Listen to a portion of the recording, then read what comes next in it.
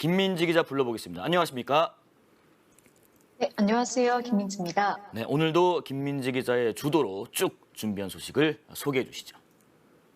네, 먼저 첫 번째로 준비한 소식은요. 군복을 소품처럼 활용을 해서 바디 프로필 사진을 찍어서 SNS에 올리는 경우가 있는데요. 이를 육군이 금지한다고 밝혔습니다.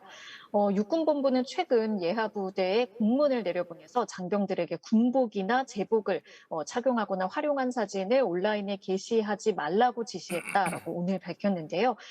육군은 군인복제령과 국방부 훈련 등의 품위 유지를 위해 군복을 단정하게 착용해야 한다고 돼 있다면서 위반자에 대해 엄중 조치하라고 지시를 했습니다.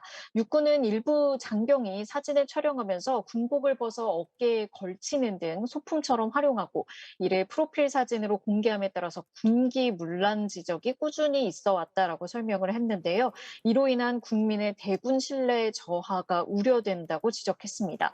촬영 자체를 금지하는 건 아니고요. 이를 찍어서 온라인에 게시하는 것을 금지하는 거라고 합니다. 앞서 공군도 지난 5월 예하부대에 공문을 보내서 SNS 등에 공개되는 이런 프로필 사진의 군복 활용을 금지한 바 있습니다. 다음 소식도 전해드리겠습니다.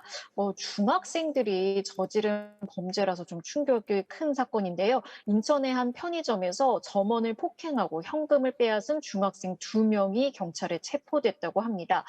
인천 미추홀 경찰서는 특수강도 혐의로 중학생 A군 등 2명을 체포해 조사하고 있다고 밝혔는데요.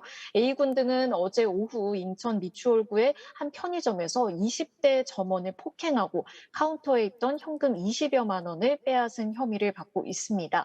이들은 점원에게 특정 상품의 위치를 물어보면서 편의점 계산대 밖으로 유인하는 그런 방법을 좀 범행 수법으로 사용한 것으로 조사가 됐는데요. A군은 편의점 안으로 들어오면서 범행을 목격한 시민에 의해 붙잡혔고 나머지 한 명은 도망쳤지만 인근에서 붙잡혔다고 합니다.